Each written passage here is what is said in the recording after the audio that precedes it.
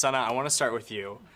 Matt Murdock was introduced into the MCU with Spider-Man No Way Home, and then Kingpin was introduced in Hawkeye, which you worked on. During that time when everybody was going nuts over their appearances, did you have any idea that it was kind of leading to Daredevil Born Again? I don't think we knew it was going to be this iteration or anything like that. I just knew that there was a love for these characters and those actors playing these characters in particular that all of us at Marvel wanted to bring back in some form or the other. So I was hoping that it would be this. And the fact that we finally got here is thrilling and feels like a miracle in a lot of ways. But I'm just so happy that we did. Yeah, that was kind of a crazy week. It was very overwhelming, like 2 weeks with everything, with No Way Home and all their appearances. So it's so cool, that moment where he caught the brick. And I was like, yeah, I'm a really good lawyer. Iconic. I'm a really good lawyer, yeah. Which Charlie brought into, anyway, you saw it in the trailer, but Charlie brought that into one of our episodes, and it was very much his call. He's like, I got to say this line. I'm like, I think that got the loudest applause at D23 when you guys first revealed the trailer to an audience, and everyone erupted when he said it. He's a really good lawyer. It was a good touch. Dario, I have to ask about the Punisher. I have to. Ask away. So we're reuniting with Frank Castle, but can you describe kind of what his journey has been like up until this point where we do get to reunite with him? Well, I mean, okay, yes. The funny thing is that we were preparing for a season 3 of The Punisher when Punisher ended. Right. So this idea that Frank has essentially been Ronin. He's been kind of out there wandering in a dark Frank type way. And then what happens, and I can't spoil too much about his return here, is that on those wanderings, he's drawn back to New York for a really strong purpose.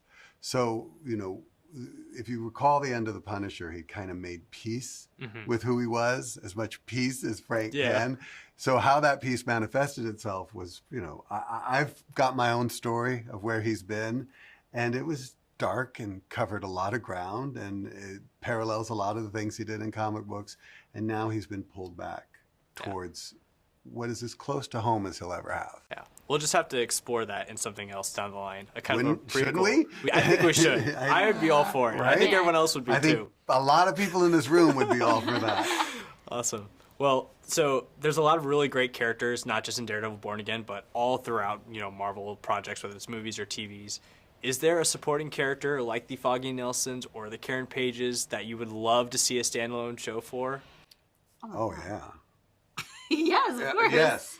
I mean, in this iteration, in our world, I can think of one right off the top of my head. Remember we talked about the workplace drama. Oh, yeah. Yeah, I can think of one right off the top of my head in Fisk's world who would be a wonderful standalone character. It's a great question, but we're so not done. Yeah. You know, we have this corner of our world. We've now built 2 sides to it, like the Murdock side, the Fisk side. The Fisk side has a staff now, and we haven't mixed and matched those interactions. Yeah. I wouldn't say that I'd spin somebody off when we're finished with them, but we're so not finished with them. I will say Bullseye. Of course. Like if we, but see, I have dibs on, not dibs. There's something I want to do there. Yeah, no, don't worry. Yeah. We got to focus on this show. Yeah, listen, selfishly, I'm just trying to plant the seeds. You know? Right. Who would you like to see? Bullseye would be another interesting thing. I think Elektra could be a really cool. Yes. Yes, it could. You know, couldn't it? A good project to have. So I don't know. Maybe one day I'll keep my fingers crossed. But you and me both. Yeah, you and me both. With Marvel, there's always a ton of other projects that kind of get referenced or anything like that. There's other stuff. I know, it's surprise. There's about 50 of them. Yeah. Is there anything you can tease for fans that, you know, if they like the fan that likes to binge things before something new comes out? Is there anything you can tease as potentially a good idea? That's a you question. For other like Marvel shows or for past like MCU projects? Because I know there's the obvious. But... Oh yeah, of course. Yes, of course there is. I mean, genuinely, first of all, we don't want anyone to feel like they have to do homework. Just like if you like something, just go ahead and watch it. But I mean, obviously, if you want to get familiar with these characters in within the MCU, there's Spider-Man, there's Hawkeye that Kingpin was in. There's Echo that the Daredevil showed up, and there's She-Hulk that Daredevil showed up, and they're all like very different iterations.